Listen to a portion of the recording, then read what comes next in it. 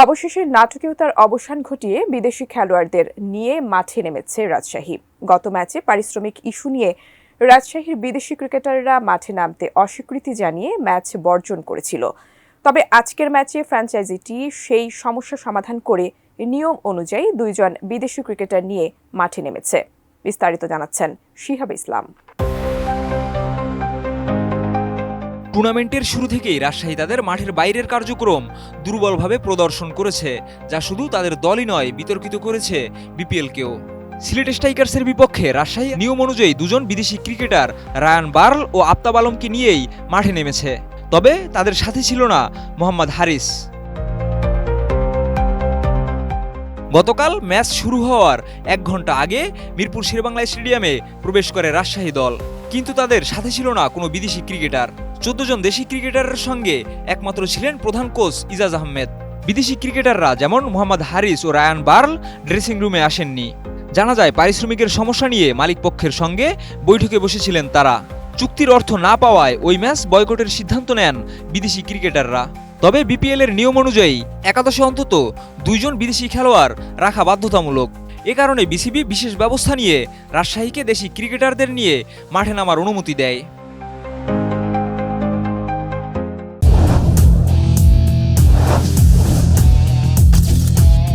এমনকি রাজশাহীর বিপিএল যাত্রা শুরুর প্রথম ম্যাচই ছিল তাদের জার্সি সমস্যা। উদ্বোধনী ম্যাচে সময় মতো জার্সি না পাওয়ায় অধিনায়ক এনামুল হককে অনুশীলনের জার্সিতেই মাঠে নামতে হয়। বিপিএল শুরুর আগেই ক্রিকেটারদের 50% পারিশ্রমিক দেওয়ার কথা থাকলেও বেশিরভাগ ফ্র্যাঞ্চাইজি এ নিয়ম মানেননি। তবে রাজশাহী দলটি অন্যদের থেকেও বেশি দেরি করে ক্রিকেটারদের পারিশ্রমিক দেয়। টুর্নামেন্টের 2 পর্ব শেষে ক্রিকেটারদের পারিশ্রমিক না পাওয়ায় তাসকিন আহমেদ ও এনামুল হক বিজয়দের মতো খেলোয়াড়রা কঠোর অবস্থানে ছিলেন। পরে বিসিবি প্রেসিডেন্ট ফারুক আহমেদের সরাসরি হস্তক্ষেপে কিছু পারিশ্রমিক দেওয়া হয়। অন্যদিকে মৃত্যুঞ্জয়ী চৌধুরীকে দলে নিলেও তার সঙ্গে চুক্তি করার বিষয়টি একেবারেই ঝুলেছিল। সিলেট পর্বে রাজশাহী খুলনা টাইগার্সকে হারানোর পর 17 ক্রিকেটারকে দৈনিক ভাতা না দিয়ে 1 লাখ টাকা করে বোনাস দেয়, যা ফ্র্যাঞ্চাইজি কর্তৃপক্ষের তরফ থেকে ভুল বোঝাবুঝির সৃষ্টি করে।